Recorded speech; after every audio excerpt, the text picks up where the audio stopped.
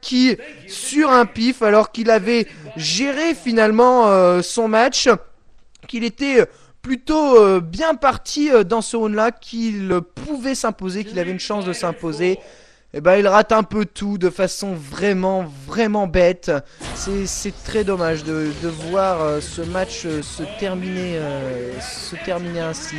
Bon, c'est comme ça, on n'y peut rien, c'est ainsi va la vie, comme on dit. Le prochain match va donc opposer Epsilon J. Epsilon J, je vais y arriver, j'ai toujours eu du mal entre Upsilon et Epsilon.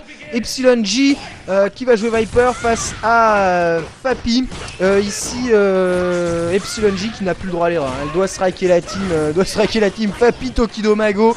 Ça va être du gros challenge, le Burning Kick qui passe, Slash Kick, bas gros point, fin de bas gros point, fin de dash avant, ça n'est quand même pas passé. Et ici double touche entre une descente du pied et un Thunder Knuckle qui permet de juggler un petit deuxième Thunder Knuckle avec Seismo qui passe, Burning Kick et l'ultra. Ça passe, très bien joué de la part de Epsilon J, c'est parfaitement exécuté. Sur vertical gros point, allez quelques feintes pour placer les bas gros points avec ici une variation overhead qui n'a pas pris sur Fappy. Et deuxième chop à la relevée qui permet à Epsilon J de quasiment s'imposer. Le Burning Kick cross-up n'est pas passé sur le twin one de ce gros pied, mais le bas gros point est passé à la redescente du Burning Kick. On sait pas trop pourquoi, mais ça donne le premier round à Epsilon J. Allez, chop d'entrée. On descend du pied, on boue un ex Burning Kick, c'est parfaitement exécuté. Avec ici ce bas gros point feinte suivi de saut, Burning Kick, Thunder Knuckle, Burning Kick, Thunder Knuckle. Alors il passe un mauvais moment, la Fappy, il passe un très mauvais moment dans le coin. Avec ici ce magnifique Thunder Knuckle cancel et ça jug dans tous les sens. Chop, c'est stun. Allez, qu'est-ce qu'on va nous faire? Ce gros point, bas gros point, Thunder Knuckle ne prend pas de risque. Burning Kick à la relevée, très bien joué. Epsilon J qui a été tout simplement impérial sur ce round là, qui a déroulé finalement une série de combos relativement simples avec Viper, mais des plus efficaces. Comme quoi on peut quand même faire des choses assez magnifiques avec Viper sans forcément casser le stick en deux avec les manipulations d'exécution. Ici Epsilon J qui s'impose logiquement quand même face à ce Rufus. Elle a été largement supérieure à son adversaire. C'est quand même fort de ses 13 000 matchs malgré son ratio de victoire de 58%. 13 000 matchs à Street Fighter 4, ça commence à peser énormément, surtout en arcade. Allez, Tokido et son prochain adversaire, ça va être très difficile, on va voir comment il va réaliser. Et ici ce saut HK qui est passé dans le vent, puni par quelques lights de la part de Tokido.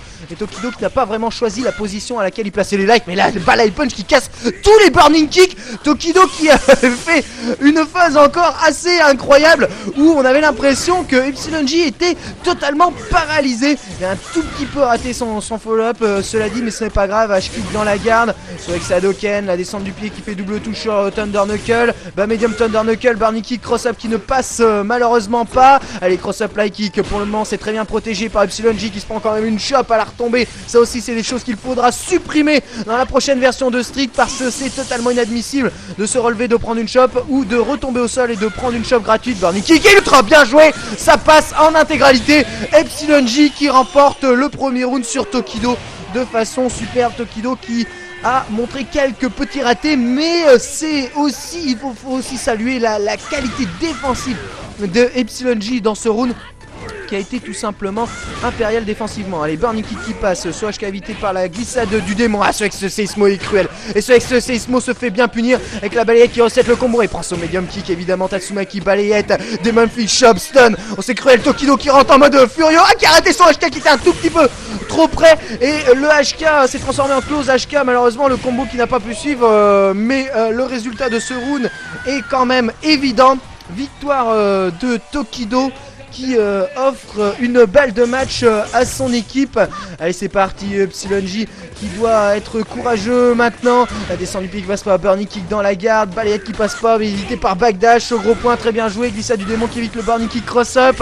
Allez, ça s'affole dans tous les sens, tentative de Thunder Knuckle en dessous, le Seismo est passé, le moule à tarte dans le vent, ce vertical H-kick, très bien joué. Epsilon J qui fait la course en tête et qui a un tout petit peu raté son burning kick derrière son seismo. Attention, Demon Flip main, enchaînement bas médium, Shoryu cancel, Shakunet, ça va vraiment très vite, la balayette pour punir, le burning kick, swastik stun, non c'est pas possible, et l'ultra Ishun Sengeki, ya, boum et pleine tête, que voulez-vous faire? La barre de stun de cette pauvre Viper en a pris pour son grade suite à un nombre incalculable de high punch et de HK encaissés à la suite sans que ceci ne fasse combo. Et le stun est venu un peu par hasard et permet à Tokido d'en terminer avec l'équipe de Epsilon J et de qualifier son équipe pour la finale de ce Nagoya Street Battle numéro 11. Voilà, la finale du Nagoya Street Battle, c'est maintenant, c'est tout de suite, avec évidemment un grand favori, l'équipe Tokido Mago. On ne sait pas trop qui va pouvoir l'abattre. Je rappelle que Mago a quand même une revanche à prendre sur la vie, si je peux m'exprimer ainsi, et ça ne m'étonnerait pas que ce soit lui qui commence d'ailleurs les hostilités pour la finale, car je vous rappelle, lorsque du Nagoya Street Battle numéro 10, c'est un tout petit peu fait humilier en sortant dès le deuxième tour du tournoi. C'est pas mal fait lyncher par ses petits camarades avec ça, mais bon, il y a des occasions de lyncher de lyncher comment Mago. Regardez sur internet et cherchez un match Mago versus Choco. Choco qui est une joueuse de Blanca, une fille, et qui à un moment réussit à battre Mago, et ce match est filmé, posté sur le net. La tête de Mago, rien que pour voir la tête de Mago, ça vaut le coup, ça vaut le coup d'œil. Je vous conseille quand même de jeter un coup d'œil sur ce match. Allez, la finale, c'est tout de suite, c'est maintenant.